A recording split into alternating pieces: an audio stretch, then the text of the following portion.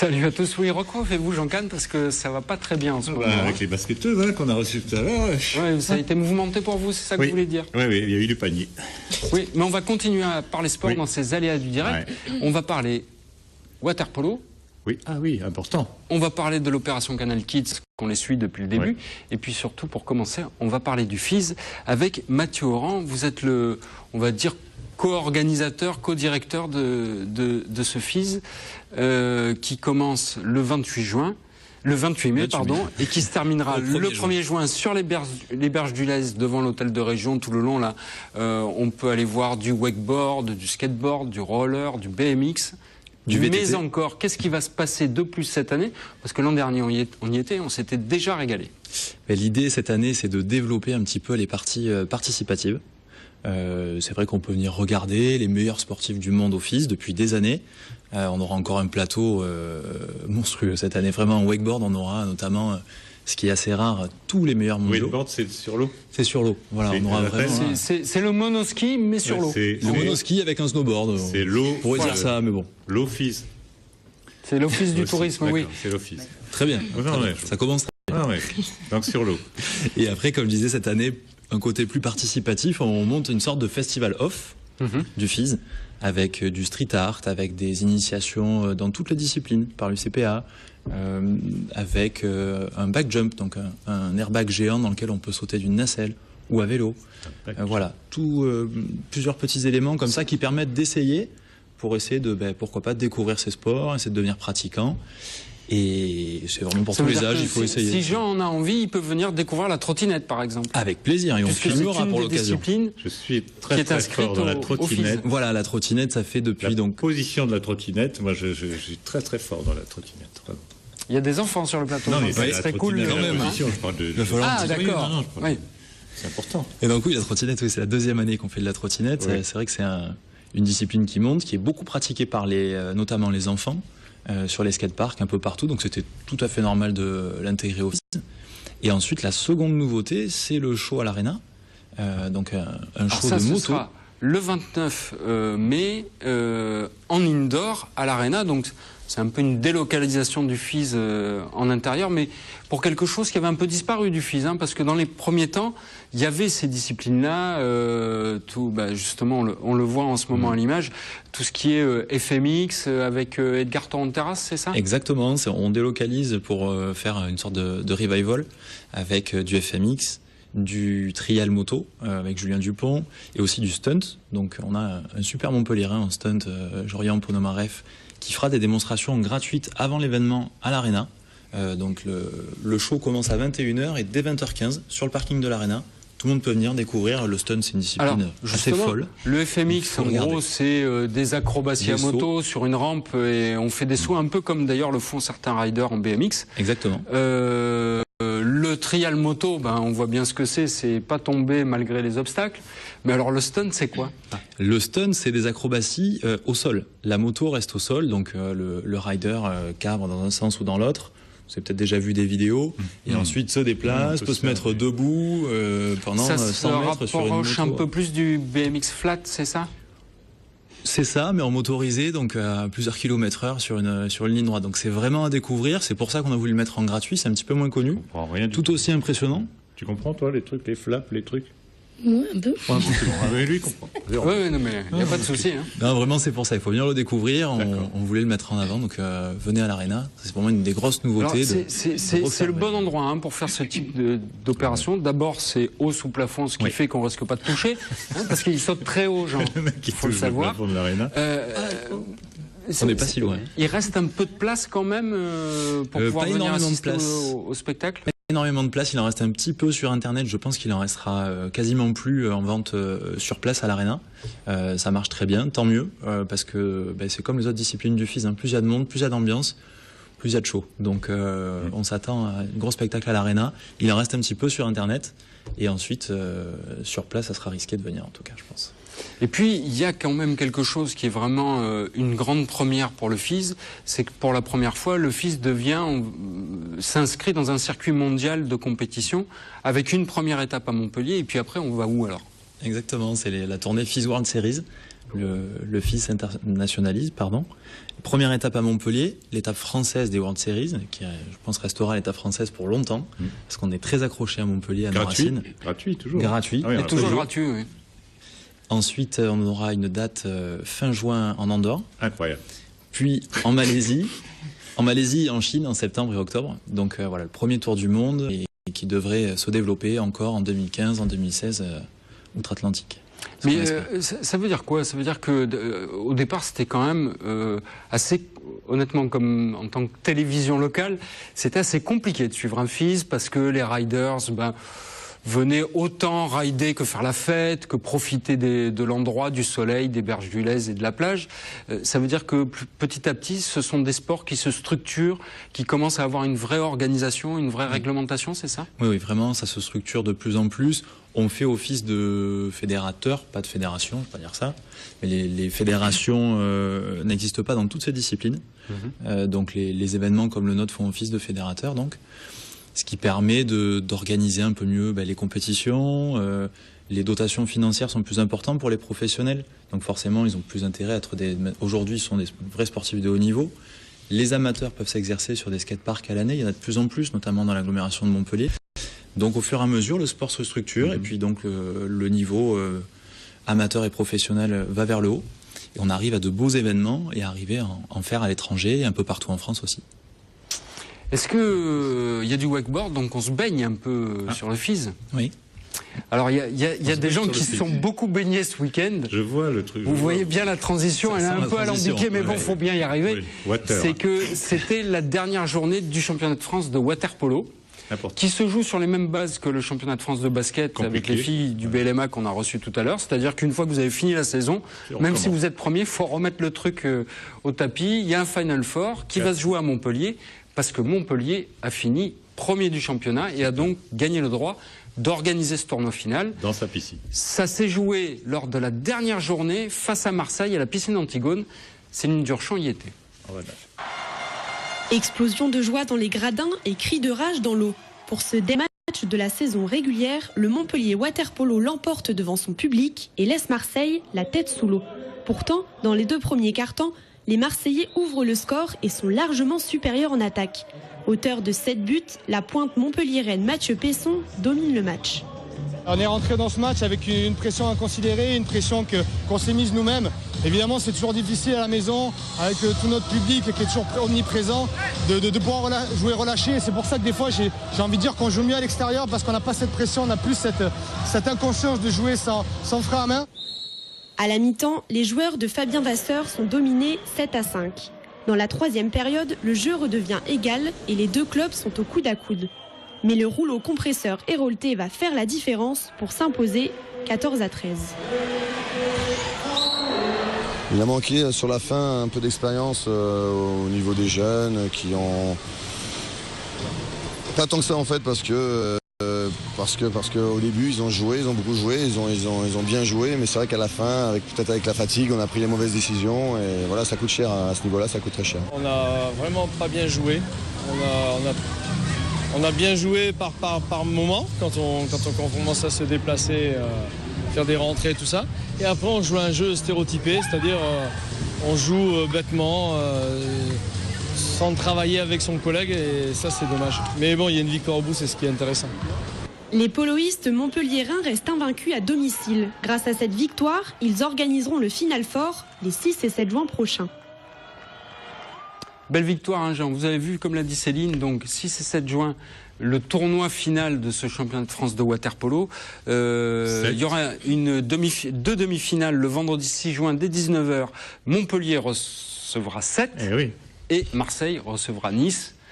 On verra bien la finale, mais ce qu'on peut espérer, c'est un jeu Marseille-Nice et voir Montpellier l'emporter une seconde fois dans ce championnat de France. Ce serait deux champions de water polo. Deux champions de France peut-être à Montpellier, bientôt. Exactement. Mais maintenant, on va parler d'une opération qui nous tient à cœur, qu'on a suivie depuis son début.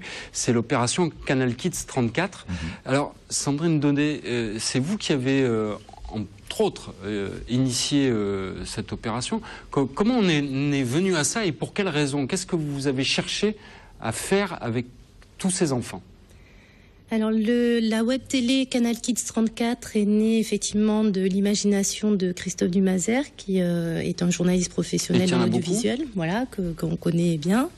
De Oxyzen, qui est une association qui relie l'enfant à l'art de manière à la fois ludique, conviviale et en même temps professionnelle. Et ça fait 12 ans. Et l'idée, ça a été de transformer des enfants en reporters de leur propre vie, de leur quartier, de leur activité, de leur passion.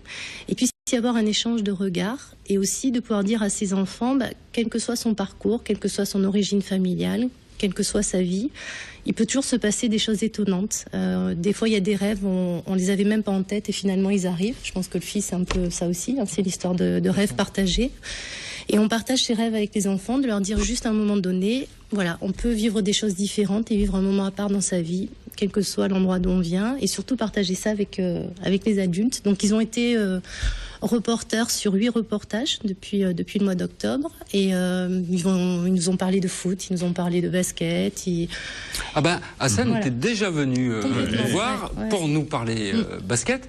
Son frère Roustam est là avec nous ce soir parce que lui, son truc, c'est le foot. Alors avant qu'on en parle, Roustam, ce qu'on va faire, c'est qu'on va regarder le reportage que tu as réalisé à ton club de foot de Juvignac. Bonjour, je vais vous présenter mon activité sportive. Devinez ce que c'est? Ben oui, c'est le foot. Et je le pratique ça fait 2 ans à Juvignac. Et le foot, c'est vraiment ma passion.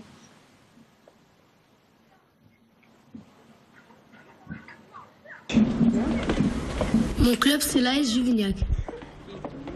Là, c'est le vestiaire où je me change.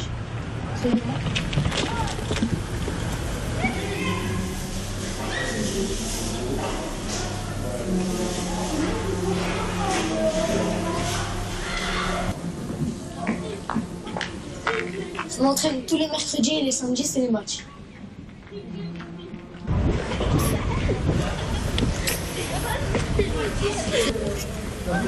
J'aime bien m'échauffer avec mon copain Lorenzo. C'est notre gardien de but. Qu'est-ce qui est bien quand on est gardien? Ce qui est bien, c'est qu'on peut plonger, on peut prendre du plaisir. Est-ce que c'est obligé qu'un gardien s'échauffe d'abord Oui, parce que si un gardien n'est pas chaud, il n'aura pas de force dans ses appuis pour plonger. À l'entraînement, on fait des tours de terrain.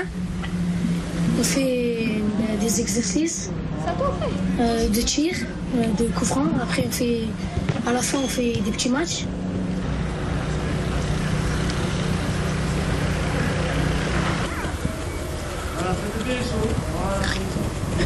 Dans une équipe, il y a un chef, c'est le capitaine. Pour nous, c'est Joachim. Ça fait quoi d'être capitaine de l'équipe? En fait, ça sert à remplacer les joueurs quand ils sont mal placés, à leur dire s'ils sont hors jeu, à leur dire s'ils ont des joueurs près d'eux pour créer des occasions. Depuis quand tu es capitaine de l'équipe? Cette année. Nous, on a 2 entraîneurs, Philippe et Laurent. J'ai demandé à Philippe comment il trouve notre équipe. Elle est homogène, à dents de scie. Un jour, un gros match, le samedi d'après, un petit match. Sinon, voilà, des bons petits gars. Laurent, c'est aussi le père de Lorenzo. Lui, il jouait au Triton, un club en haut de la Paillade, à côté de Reguin. Est-ce que vous avez joué autre part que dans ce club? Autre part que dans ce club, non. Comme je te l'ai dit, c'était un oncle à moi avec ce club. Donc il y avait tous mes cousins, il y avait tous les copains du quartier. Ça fait que voilà, on est resté sur ce club. C'est ça que j'aime dans le foot. C'est d'abord une histoire de copains. Ce reportage est fini. J'espère que vous avez bien aimé. À très vite pour de nouveaux reportages. Ouais. Bravo, Roustam. Quel poste tu joues dans cette équipe de Juvignac? Je joue au milieu défensif. Ça consiste en quoi alors? Ça consiste en défendre un peu et monter un peu aussi. Donc rester entre les deux, quoi. T'as pas le droit d'aller marquer? Si. Si? Si. Ah oui, mais si tu vas marquer, il n'y a plus personne pour défendre. Mais si, il y a les défenseurs aussi. Ouais. Ah. Et qu'est-ce qui était le plus dur à faire là dans ce reportage? Rien. Tu posais non, tu t'aimes bien? Ouais, t'étais pas impressionné? Ouais. Non. Non? Super. Et qu'est-ce que ça t'a donné envie de faire ce métier ou c'était juste un bon moment à passer, à interroger les gens? Un bon moment à passer. Ouais. Alors. Oui. Ça change les choses quand on est dans la position de celui qui pose les questions aux gens? Oui. Qu'est-ce que tu étais intimidé ou tu as beaucoup travaillé pour poser les questions? Oui. C'est-à-dire? J'ai beaucoup travaillé. Il y a eu beaucoup de préparation? Oui, un peu. Et toi, Hassan, tu étais venu nous parler basket il y a quelque temps, avec le temps qui a passé depuis ton passage, justement. Tu as envie de recommencer ce genre de reportage ou voilà, c'était un bon moment et puis c'est passé, on n'en parle plus? Recommencer, parce que c'était un bon moment qu'on a passé depuis le décembre. Et si on recommence, c'est déjà bien. Ce sera bien en fait. Ah, c'est bien. Il parle plus, l'autre jour il parlait pas. Il a une invitation à nous donner, non? Alors, oui, en fait. Alors, on va en parler. C'est que toute cette opération, à un moment, elle a une fin. Ah. Alors, quand est-ce que ça a lieu tout ça? Ah oui. Raconte. La fameuse soirée, c'est quand? L'invitation. Tu m'as donné une invitation. L'équipe des enfants reporters de la Web TV Canal Kids 34 a le plaisir de vous inviter mercredi 11 juin à 17h à Subdeco. Venez découvrir tous nos reportages. Ouais. Ah bah c'est bien, on pourra voir tout ce que vous avez fait. Oui. Hein, et puis retrouver tous les enfants qui ont participé, c'est ça, Sandrine? Alors effectivement, le mercredi 11 juin à Subdeco, vous pourrez retrouver les 5 enfants reporters. Donc ça, c'est déjà une chance de pouvoir les rencontrer, parler avec eux et puis voir leur regard aussi sur ce projet-là, qui a duré effectivement de décembre au mois de juin. Les 8 reportages ne seront pas tous présentés, parce qu'on en a déjà présenté 2 à la soirée de lancement. Donc on va présenter les 6 derniers reportages. Il y en a un sur l'internat, il y en a un sur le groupe Subdeco, équitation, donc un programme assez diversifié. Et c'est à chaque fois le regard des enfants. Pourquoi? Parce que tous les partenaires, que ce soit Subdeco, Regain, Oxygène, Christophe Dumazer, tout le monde a eu envie en fait d'écrire cette histoire avec les enfants et de la partager, parce qu'on aime bien écrire des histoires avec les enfants, pour les enfants d'ici et d'ailleurs, voilà, et pouvoir partager ces regards-là. Et puis il y aura une surprise aussi, parce que vous allez découvrir 70 vies de la poupée Dolly. Qu'est-ce que c'est? C'est-à-dire? Qu'est-ce que c'est ça? Alors la poupée Dolly, c'est un projet qui a été mené avec les résidents de Regain, avec l'équipe éducative, notamment Cédric et Elodie, qui ont été complètement à fond sur ce projet avec les enfants, et c'est grâce à eux qu'on a pu faire tout ce qu'on a fait sur cette web télé. Et la poupée Dolly, c'est une autre façon de voir le stress. C'est plutôt que de se dire le stress, c'est terrible, etc. C'est se dire on le vit tous, comment on peut vivre mieux son stress, comment on peut transformer son stress. Donc du coup, les résidents et l'équipe de Regain et les enfants également ont travaillé des petites poupées anti-stress, les ont mis en scène dans le quotidien, des scènes de musique, des scènes rigolotes, des choses plus émouvantes également. Et là, vous allez pouvoir découvrir les 70 vies de la poupée Dolly. 70 vies de la poupée Dolly. Ouais. Il y a un slogan, l'insertion c'est l'affaire de tous, c'est ça? Et moi je dirais la télé c'est une affaire qui tous. Voilà, moi je resterai sur un enfant, un regard, une caméra et sur les belles histoires partagées avec tous les partenaires et surtout que ce soit Dounia, Roustam, Hassan, Nina et Daniel qui ont tous joué le jeu, qui vraiment se sont transformés en reporters et ils nous ont fait des très beaux cadeaux et c'est pour ça qu'on aime cette web télé. Tu nous as pas dit où c'était le 11? Où est-ce qu'on va? C'était à Subdeco. Ah bah voilà, maintenant tu l'as dit. Si, je l'ai dit. Ah, tu l'as dit. Je vais vous parler d'autres enfants qui font aussi du sport, puisque ce week-end à Nîmes, il y avait les championnats de France de lutte minime et cadet. Et Olivier Michel est allé rencontrer le champion de France en titre, qui venait de gagner à Nîmes. Il est russe.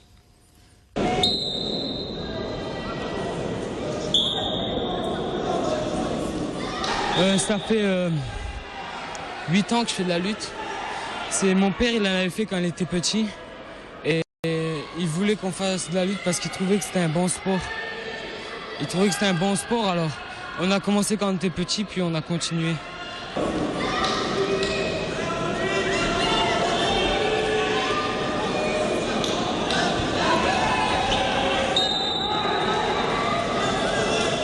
Il se servait trop de sa force. Il est lourd. Et du coup, moi, je me servais de sa force contre lui. C'est juste ça. Sinon, en force, ils m'auraient gagné, je pense.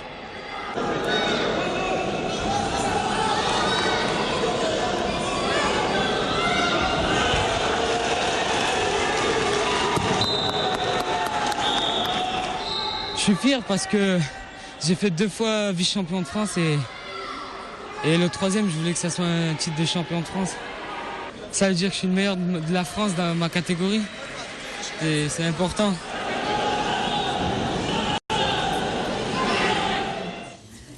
Voilà encore une belle victoire, Jean. Vous savez que... c'est la lutte. Puisque Mathieu est toujours avec nous, vous savez que pour installer le FIS à Montpellier, c'est vraiment un énorme boulot. Ils s'y prennent, je crois, une quinzaine de jours avant, hein, parce qu'il y a quand même énormément de terre à trimballer, à bouger, à déplacer pour arriver à construire tout ça. Ce que je vous propose, c'est de voir comment on fait. Ils sont à l'aise maintenant. À croire que la pluie fait dorénavant partie du FIS. Cette 18e édition du Festival international des sports extrêmes ne déroge pas à la règle. Il pleut depuis le début de la semaine sur les rives du Lez. Le chantier tourne au ralenti, la boue dégrade le terrain et le vent déplace les modules. Malgré tout, l'équipe d'installation reste optimiste. On est un peu habitué, ça fait un peu de boue là comme chaque année, mais non, on est bien dans les temps.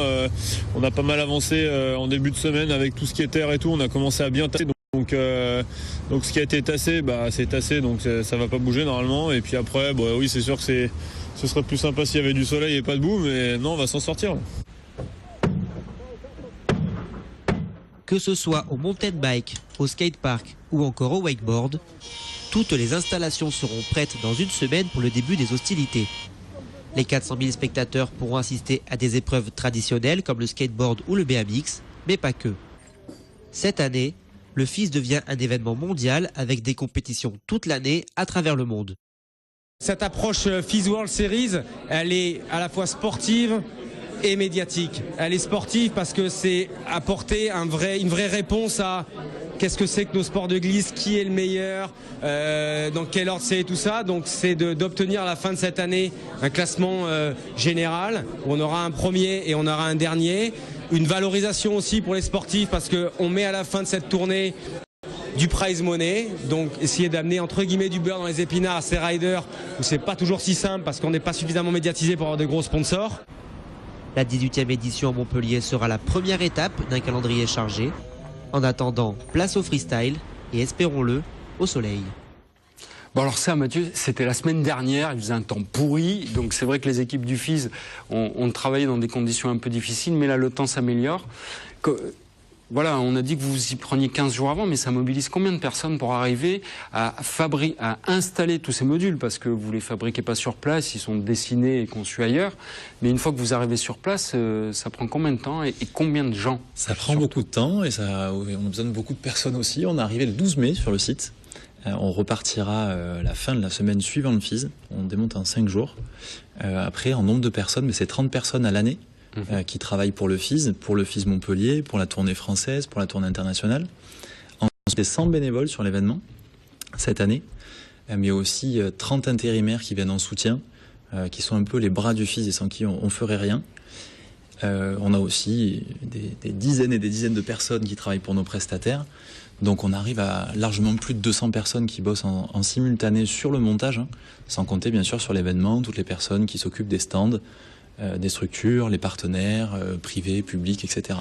Et donc vous allez prendre tout ça et le déplacer à Shanghai? C'est ça. On prend des hélicoptères, on prend tout, on l'amène. Non, pas à Shanghai, à Chengdu. À Chengdu, pardon. Ville jumelle de Montpellier qui nous a bien aidé dans les relations diplomatiques pour 3 créer millions ce d'habitants, projet. Hein, je sais pas, il y a 3 millions d'habitants là-bas au moins. 16 millions. 16 millions, pardon. Une petite ville chinoise de 16 millions d'habitants. Oui, moi j'étais loin de... et qui nous accueille à bras ouverts. On envoie certaines structures dès le mois de juillet, en Malaisie puis en Chine. On a dû donc multiplier par 2 nos structures pour en envoyer une partie là-bas et ensuite on fabriquera quelques éléments aussi sur place. On a un petit défi logistique qui s'annonce, mais on a l'habitude et on avance avec les défis depuis toujours, donc on va pas s'arrêter là. Et ça veut dire que tous les champions qu'on va voir à Montpellier entre le 28 mai et le 1er juin, ils vont aller là-bas concourir aussi? C'est le but. Les FIS World Series, c'est un classement sur chacune des étapes. Donc à Montpellier, on aura un vainqueur en BMX, en roller, etc. Puis de la même façon, tous les riders pourront gagner des points sur chacune des étapes pour un classement final qui se fera donc à la fin du FIS World Chine à Chengdu. Et pour gagner le titre honorifique, mais aussi une coquette somme d'argent, parce que c'est comme ça que ça fonctionne dans nos sports. À la vous fin de allez la tournée. devenir les X Games. Les FIS prodige. Hein vous êtes en train de piquer la place des X Games. Les X Games ont arrêté leur tournée internationale cette année, fin de l'année dernière. On commence la nôtre. On ne veut pas prendre la place des X Games, parce qu'on ne fait pas la même chose que les X Games, même si ce sont les mêmes disciplines. On reste dans un état d'esprit très familial, grand public, gratuit, avec des riders qui viennent pour l'ambiance. Je parlais de dotation financière, elles sont 10 fois moins importantes chez nous qu'aux X Games. Et les riders viennent quand même, parce qu'on crée un état d'esprit. C'est pour l'esprit. C'est pour exactement. Et pour les spectateurs. L'esprit du FIS, c'est du 28 mai au 1er juin sur les berges du Lez, le 29 mai à l'Arena pour le FMX, le stunt et le trial indoor.